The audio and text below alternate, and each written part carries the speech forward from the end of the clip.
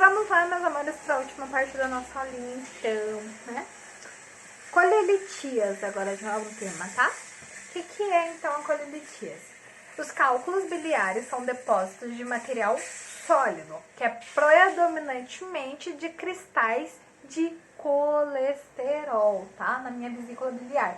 Então, colelitíase, gente, nada mais é do que os meus cálculos biliares. Fechou? Belezinha. A maioria dos distúrbios da vesícula biliar e dos ductos biliares é provocada, então, pelos meus cálculos biliares, que, como eu disse anteriormente, são formados por cristalzinhos de colesterol, ou seja, gordura. Causas. Os fatores de risco para o cálculo biliar incluem o seguinte: sexo feminino, idade avançada, nativos americanos, obesidade, rápida perda de peso como resultado de uma dieta muito baixa em calorias ou uma cirurgia para perder peso, tá? Uma dieta ocidental típica, um histórico familiar de cálculos biliares, tá?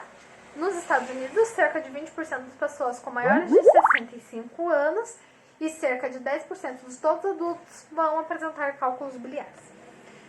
Gente, é mais predominantemente nas Américas e tal, por causa da nossa alimentação, que é rica em gordura, tá?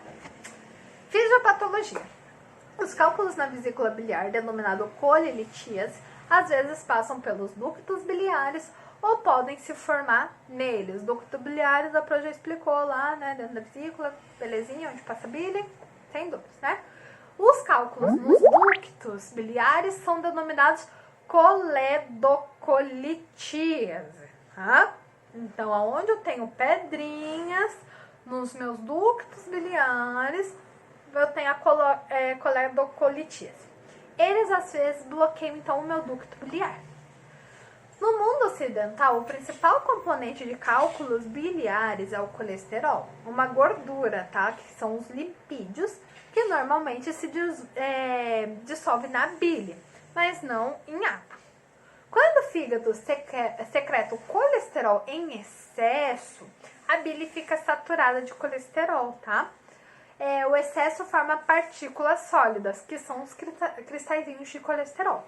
Esses cristais microscópicos vão se acumulando na vesícula biliar, onde se agrupam e formam, então, os meus cálculos biliares gigantescos, tá? Então, aqui, gente, pensa assim, tá lá o meu ducto, felizinho da vida, né, onde tá passando a minha bile, e aí, cada vez que passa lá a minha bile, que foi lá produzida pelo meu fígado, né, aqui em cima, o que vai acontecer? Chegou aqui, passou, fica um pontinho. Amanhã, passou, fica outro pontinho. Depois de amanhã passou, fica outro pontinho. E isso vai se acumulando. O que vai acontecendo? Vai crescendo, vai crescendo, vai crescendo. E vai, então, formando os meus cálculos biliares, tá? Os cálculos podem permanecer na vesícula biliar ou passar dos ductos biliares. Então, ele pode tanto ficar aqui como descer. Lembra que a Pro falou? Os cálculos podem bloquear, então, o meu ducto cístico, que é quando eles crescem demais, né? E fecha o meu ducto, tá? O ducto biliar comum é a ampola de Vetter, tá? É o nome do meu ducto, tá? Que é o ponto de encontro entre o meu ducto biliar comum e o ducto pancreático. Vou pôr fotinho pra vocês entenderem. A maioria dos meus cálculos de colesterol nos ductos biliares é proveniente, então, da minha vesícula biliar, tá? Qualquer estreitamento, que chama estenose, né, dos ductos biliares, né, que conforme vai fechando aqui, né, pode levar a uma obstrução ou um abrandamento do fluxo da bile, tá, que é a dificuldade dela passar. As infecções bacterianas podem ocorrer quando o fluxo da bile fica mais lento ou está obstruído, ou seja, quando não passa o líquido aqui dentro. Às vezes, as partículas microscópicas de colesterol, os compostos de cálcio, a bilirrubina e outros materiais vão se acumular, mas não vão formar meu cálculo, tá? Esse material é denominado a lama biliar, tá? Ou seja, ele vai acumular aqui dentro. Só que aí ele não vai formar o cálculo, porque ele vai formando de um jeito meio que separado, tá? Ele não se reúne, então ele vai escorrer, em vez de ficar aglomerado, ele vai escorrendo, tá? A lama desenvolve-se quando a bile permanece na minha vesícula biliar por tempo excessivo, como ocorre durante a gestação. A lama na vesícula biliar geralmente desaparece quando a causa é resolvida, por exemplo, quando a gestação acaba, tá? Entretanto, a lama pode evoluir para cálculos biliares ou passar para o trato biliar e bloquear os meus ductos. Então, assim, quando na minha gestação é mais propenso a formar essa lama, tá? E em suma, a teoria é para ela sair dali. Quando ela não sai dali, ela forma também os cálculos. E aí também tem todo o processo que a gente conhece, a obstrução do meu ducto, que vai causar, então, a minha colicistite. Característica dos meus cálculos. Os outros tipos de cálculos biliares se formam da mesma maneira, tá? Então, é sempre uma partícula que vai se unir na outra. Porém, elas são compostas de cálcio ou bilirrubina, que são secreções também produzidas lá no meu fígado, tá? Os cálculos compostos por bilirrubina, denominados cálculos pigmentados, são pretos, tá? E são formados lá na vesícula biliar. Ou marrons, formados nos meus ductos biliares. Então, quando eu tenho esses cálculos formados aqui na vesícula, e eles são pretinhos, é porque ele é formado de bilirrubina, tá? Quando eles são marrons, eles também são formados de bilirrubina, porém eles estão sendo formados aqui no meu ducto. É mais provável que os cálculos pigmentares pretos se desenvolvam em pessoas com doença hepática alcoólica, tá? Então, por exemplo, na cirrose. Em pessoas mais velhas ou que tenham a anemia hemolítica, que ocorre quando o corpo destrói os meus glóbulos vermelhos prematuramente, tá? Então, a anemia hemolítica, para quem tá com o tema aí, já ganhou um parênteses aqui do que é. Os cálculos pigmentares marrons podem se formar quando a vesícula biliar ou os ductos biliares estão inflamados ou infectados, ou quando os ductos biliares estão estreitados, tá? Sintomas. Cerca de 80% das pessoas com cálculos biliares não apresentam sintomas por muitos anos, ou podem nunca ter, tá? Especialmente se eles permanecerem lá na vesícula biliar. Isso a Pro já falou, né? Que é mais difícil ter sintoma, é uma coisa mais do dia pra noite mesmo. Os cálculos biliares podem provocar dor. A dor manifesta-se quando os cálculos passam, então, da minha vesícula biliar, tá? Para o ducto cístico. Então, eu tô aqui com as pedrinhas... Opa! Empolguei aqui. Arma aí, gente. Só um minuto. Acontece, gente. Erro de gravação, ao vivo. Então, quando as minhas pedrinhas que estavam aqui na vesícula, tá? Entra aqui no meu ducto, tá? É que eu vou ter essas crises, tá? De dor. A passagem da vesícula biliar para o ducto cístico, ducto biliar comum ou na ampola de Vetter, tá? E bloqueiam o meu ducto, então. Então, quando tem um bloqueio do meu ducto, é onde eu tenho dor. Ou quando ela vai se movendo, tá? Geralmente, gente, é sempre assim. Quando eu tenho uma pedra, a pedra paradinha, ela nunca vai me causar dor. O problema é quando ela anda, tá? Isso acontece com os cálculos renais, isso acontece com os cálculos vesicular, tá? Biliar. É sempre assim. A dor é sentida na parte superior do abdômen, geralmente no meu flanco direito. Não é flanco, tá, gente? É o hipocôndrio. Aqui cada um tá trazendo uma nomenclatura, mas é tudo aquelas regiões do abdômen que a Pro te falou do joguinho da velha. E embaixo das minhas costelas. Às vezes a localização é difícil de identificar, especialmente pessoas com diabetes e idosos. A dor normalmente aumenta de intensidade de 15 minutos para 1 hora, tá? E permanece estável por até 12 horas. A dor é normalmente intensa o suficiente para que as pessoas procurem um pronto-socorro para se tratar. Uma vez que a dor começa a se resolver, isso acontece entre 30 a 90 minutos, tá? Deixando de ser uma dor surda. Gente, dor surda que é aquela dor que vem e mata você e depois passa. As pessoas frequentemente sentem náuseas e vômitos. E na dor surda também ela vai passar, você vai achar que você tá bem, mas depois ela volta. O que então pode acontecer nesse momento? Comer uma refeição pesada pode desencadear uma cólica biliar, quer a pessoa esteja comendo alimentos gordurosos ou não. Os cálculos biliares não causam eructação ou distensão. As náuseas ocorrem somente quando a cólica biliar. Embora a maioria dos episódios de cólica biliar desapareça espontaneamente, a dor retorna entre 20 a 40% das pessoas a cada ano, tá? E podem ocorrer complicações. Entre os episódios, a pessoa vai se sentir bem. Então foi aquilo que eu falei, ela vai chegar no hospital, vai tratar entre 30 e 90 minutos, vai ficar belezinha. Aí ela vai embora achando que ela nunca mais vai ter dor na vida. Coitada dela, vai sim, né? Se o bloqueio persistir, a vesícula biliar torna-se inflamada, tá? Um quadro clínico denominado colecistite aguda.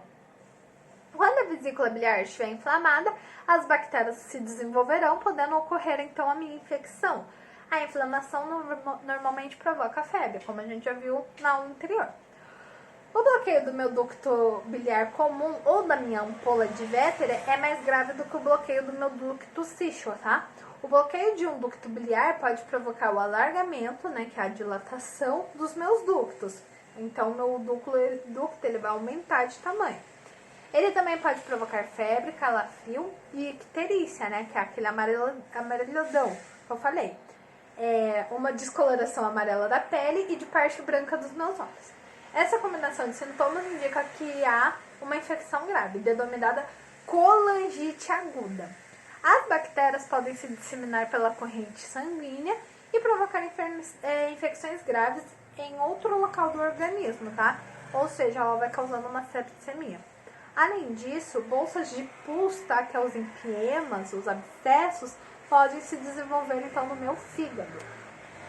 Os cálculos que bloqueiam a ampola de Vettere também podem bloquear o ducto pancreático, provocando inflamação do meu pâncreas, tá? Que é a minha pancreatite, além de dor.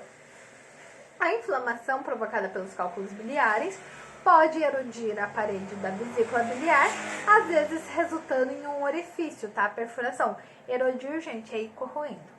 A perfuração resulta em vazamento do conteúdo da minha vesícula biliar na cavidade abdominal, provocando então a inflamação grave lá do meu intestino, tá? Que é a peritonite.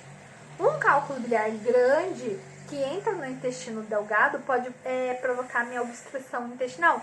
Então lembra aquela pedrinha que podia ter feito a perfuração da minha vesícula? Se ele descer no meu intestino, ele pode também causar uma obstrução intestinal. Ele pode ser até que ele não rompa porque é mais resistente.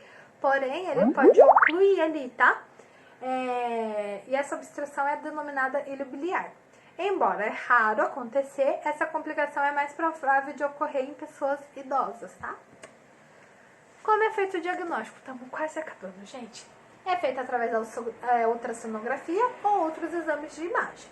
Os médicos suspeitam de cálculos biliares em pessoas com dor característica na parte superior do meu abdômen, tá? Provocado por uma vesícula biliar inflamada.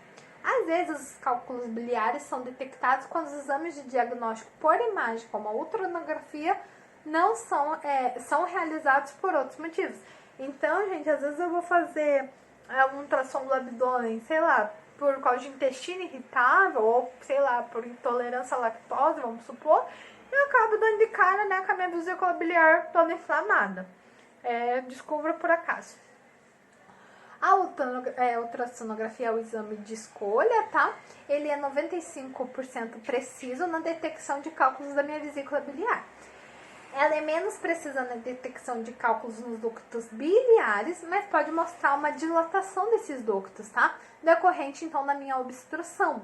Então, aqui ele fala assim, tipo, não é comum eu achar a pedrinha se ela estiver no ducto biliar. Mas, mesmo que eu não ache a pedra ali, não veja pela ultrassom, eu vejo que esse ducto está dilatado, tá? Porque ele está sendo obstruído, então eu vejo que ele está aumentado.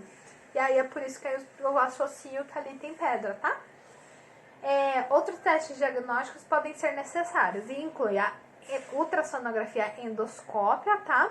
Para detecção precisa de pequenos cálculos biliares.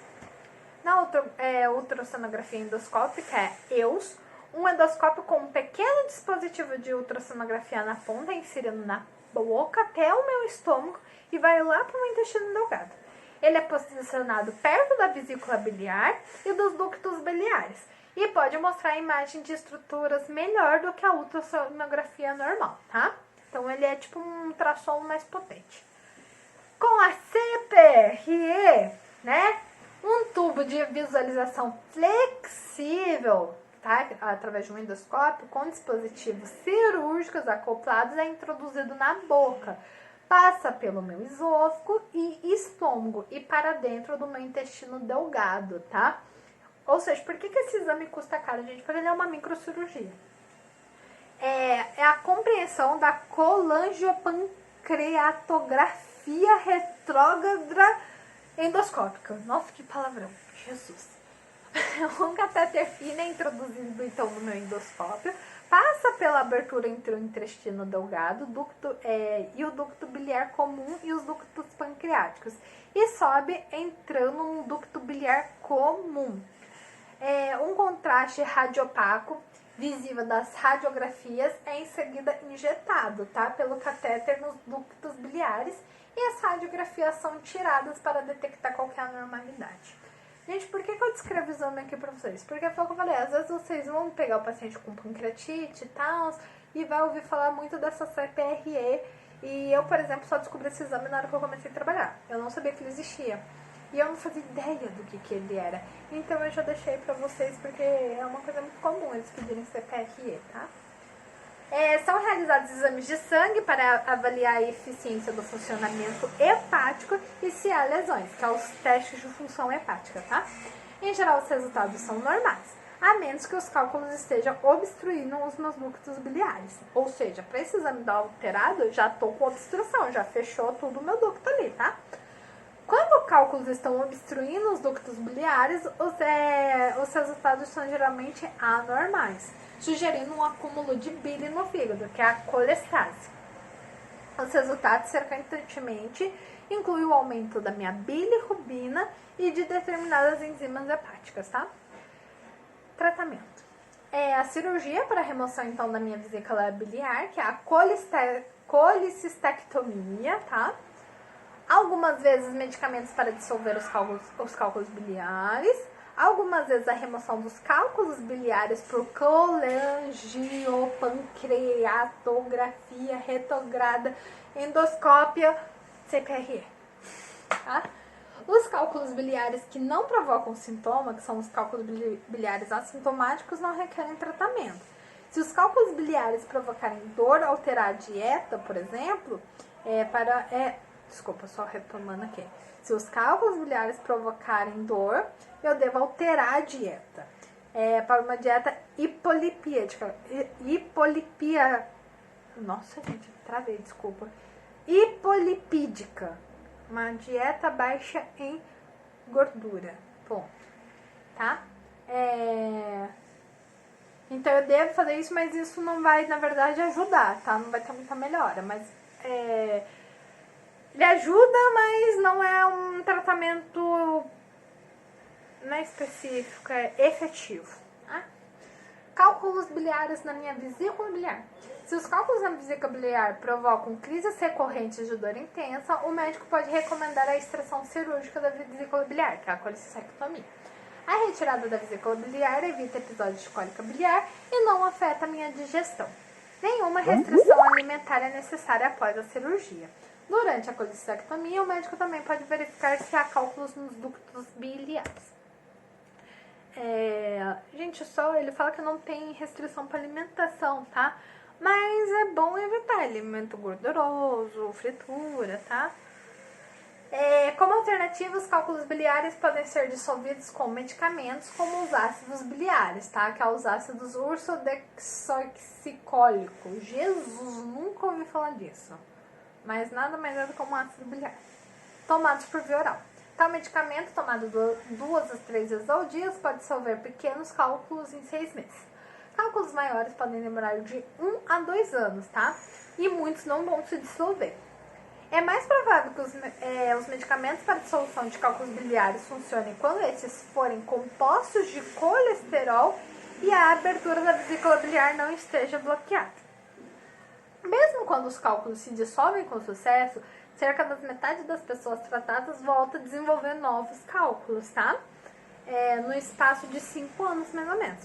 Esse tratamento tem um uso limitado e os médicos somente o utilizam quando a cirurgia é muito arriscada. Por exemplo, em pessoas com problemas clínicos graves, tá?